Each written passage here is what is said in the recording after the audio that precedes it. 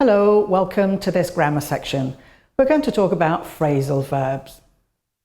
We're going to focus on cases where an object can come after the particle or between the verb and the particle.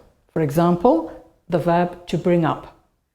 I brought up my children by myself. I brought them up by myself. Object phrases tend to be put after the particle, while pronouns are often placed between the verb and the particle. As you can see there, I brought them up by myself. We put the pronoun in between the main verb and the particle. Okay? Let's see, we can find an exception in the verbs to call back and to show around. The object is always located between the verb and its particle. For example, I'll call you back tomorrow. I'll call you, the pronoun in between, call you back tomorrow. I'll show you around the house. I'll show you around the house. Okay, so we put it in between. Now we're going to see examples of transitive and intransitive phrasal verbs. Transitive is when they can be followed by an object, and intransitive is when they cannot be followed by an object. Take a look at the phrasal verbs here and in the following slides and try to remember what they mean. You may have heard a lot of them before, but let's go over them because it's very good for you to learn these phrasal verbs. They're very common and come up constantly in English. We have, for example, to bring up, meaning to raise, to look after until adulthood. To carry out, meaning to act upon something. To call off, to cancel. I've called off the meeting. I've cancelled the meeting. To clear up, to make something tidy, to improve something.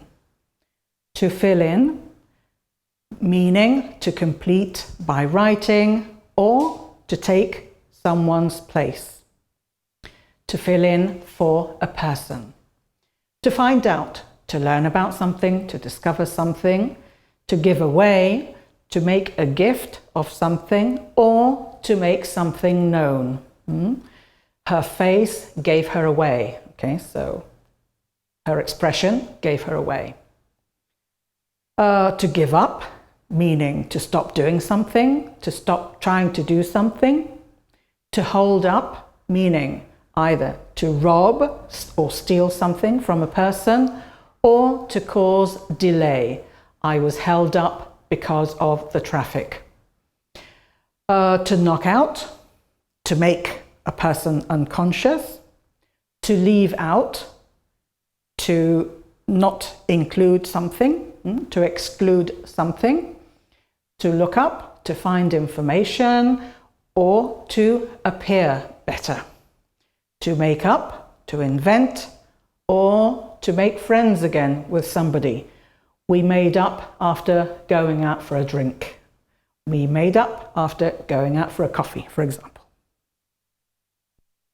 Now, here we have some more. To pick up, meaning to collect.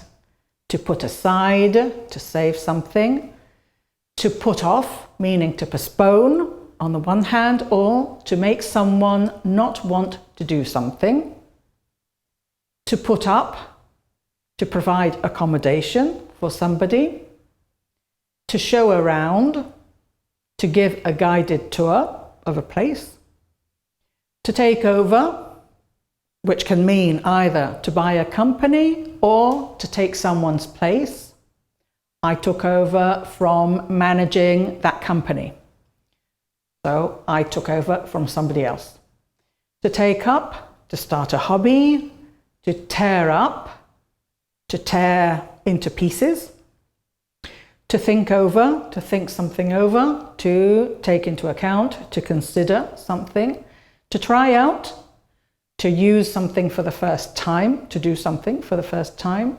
To turn down, to refuse an offer. To wear out is to make something tired, okay?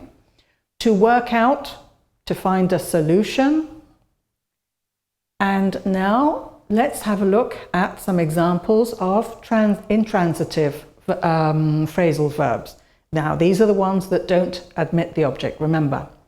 For example, to break down, to stop working, to break out, to begin suddenly, to come out, to be published. The book is coming out next month. It'll be published next month. To draw up, to come to a stop, or to write a legal document. I'll draw up the contract, for example. To fall out, to quarrel, okay? To fall out with a friend, to quarrel with a friend. To get away, to escape. To give in, to stop fighting against something or someone. And let's see, here we have more examples. To go off, meaning to explode. To look out, to be cautious about something. To set in, to arrive and stay at that place.